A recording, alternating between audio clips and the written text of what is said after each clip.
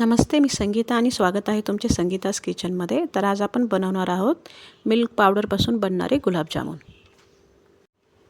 तर मेजरमेंट आपण जे घेणार आहोत, जे मेजरमेंटचे कप येतात त्यामध्ये जो हाफ कपचं जे माप असतं त्याप्रमाणे आपण इथे 2 कप मिल्क पावडर घेणार आहोत.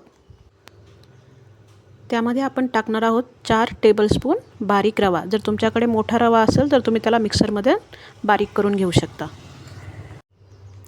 त्यानंतर आपण याच्यामध्ये टाकणार आहोत तूप आपण थोडंसं गरम करून घेतलं आहे आणि 4 टेबलस्पून तूपही आपण याच्यामध्ये टाकलेलं आहे. आता ज्या मेजरमेंटने आपण मिल्क पावडर घेतली होती त्याच मेजरमेंटने आपण 2 कप इथे नॉर्मल टेम्परेचरवर असणारं दूध टाकलेलं आहे. इथे आपल्याला दूध खूप एकदम गरम पण नाही आणि एकदम अचानक फ्रीजमधून काढून ठेवलेलं पण नाही. दूध जे आहे ते नॉर्मल टेम्परेचरवर आलेलं पाहिजे. आता हे सर्व मिश्रण आपल्याला व्यवस्थित मिक्स करून घ्यायचं आहे. मिक्स करून झाल्यानंतर आपण याला एका कढईमध्ये शिजवणार आहोत. तर तुम्ही जे भांडं घेतान किंवा कढई घेतान ती थोडीशी जाड बुडाची पाहिजे. इथे मी पहिली स्टीलची कढई घेतली होती पण त्याच्यामध्ये ते जळालं होतं, थोडंसं जळायला लागलं होतं, म्हणून मी त्याला नंतर दुसऱ्या कढईमध्ये ट्रान्सफर केलं होतं.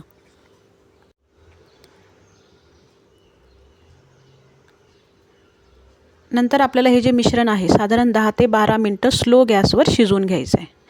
त्याला कंटिन्यू असं हलवत राहायचं, नाहीतर ते खाली लागतं. आपल्या शेगडीचा जो बारीक गॅस असतो ना त्याच्यावरतीच त्याच बर्नरवरती आपल्याला स्लो गॅसवरच हे शिजवायचं आहे. 10 ते 12 मिनटानंतर आपलं मिश्रण असं घट्टसर होऊन जातं.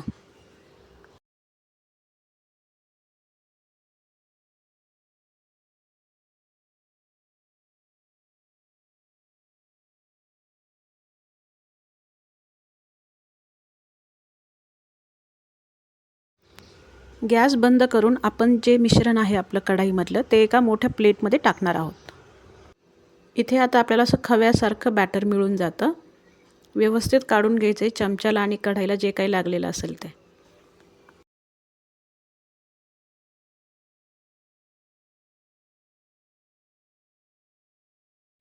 एकदा सर्व व्यवस्थित काढलं की थोडंसं खव्याला थंड होऊन द्यायचं आहे आणि नंतर त्याच्यामध्ये 3 चमचे मैदा टाकायचा आहे. ज्या चमच्याने आपण तूप आणि रवा घेतला होता त्याच चमच्याने 1 टेबलस्पूनचं जे माप आहे ते.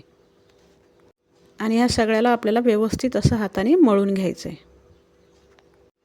साधारण 2 ते 3 मिनटं त्याला असं मिक्स करायचं आहे आणि नंतर आपल्या हाताला तूप लावून घ्यायचं आहे आणि ते मग पीठ व्यवस्थित मळलं जातं. पीठ आपल्याला एकदम व्यवस्थित मळायचं आहे म्हणजे आपले गुलाबजामुन जे आहेत ते फुटणार नाहीत आणि पीठ एकदम सॉफ्ट पाहिजे. हाताला तूप लावलं की ते पीठ आपल्याला हाताला चिकटत पण नाही आणि व्यवस्थित मळलं पण जातं.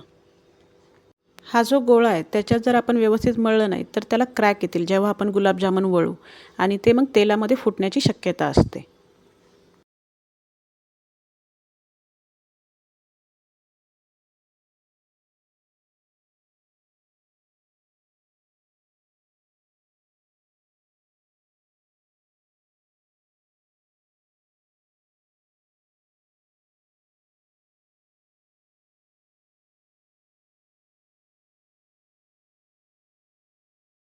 आता आपण त्या पिठामध्ये अर्धा छोटा चमचा जो टीस्पून जो मसाल्याच्या डब्यामध्ये असतो बारीक चमचा त्याचा अर्धा चमचा बेकिंग पावडर याच्यामध्ये टाकणार आहोत आणि परत एकदा व्यवस्थित मिक्स करून घेणार आहोत.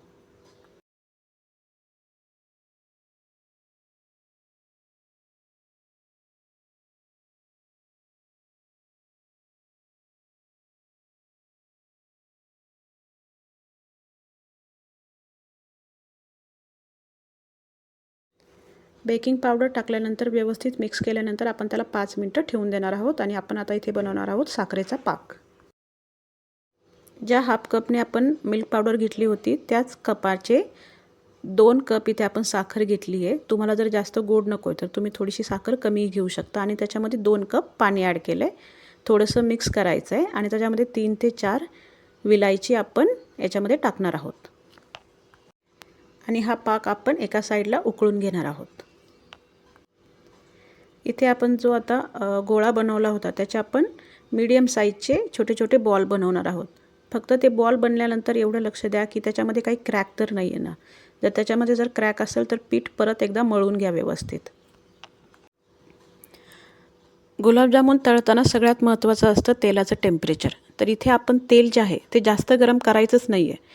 म्हणजे तेल एवढं गरम पाहिजे की तुम्ही त्याच्यात बोट जरी घातलं तरी ते भाजलं नाही पाहिजे, म्हणजे अगदी कोमट.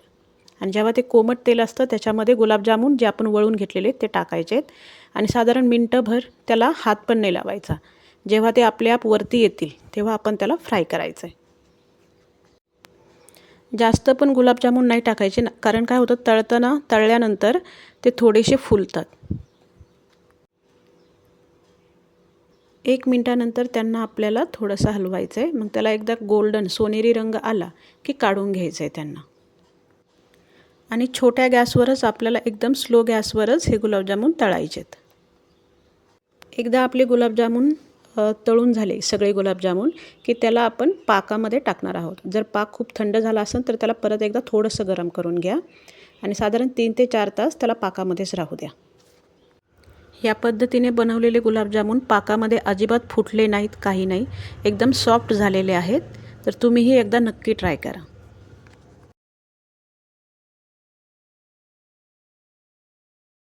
ही रेसिपी तुम्हीही ट्राय करा आणि कमेंट बॉक्समध्ये आम्हाला नक्की कळवा.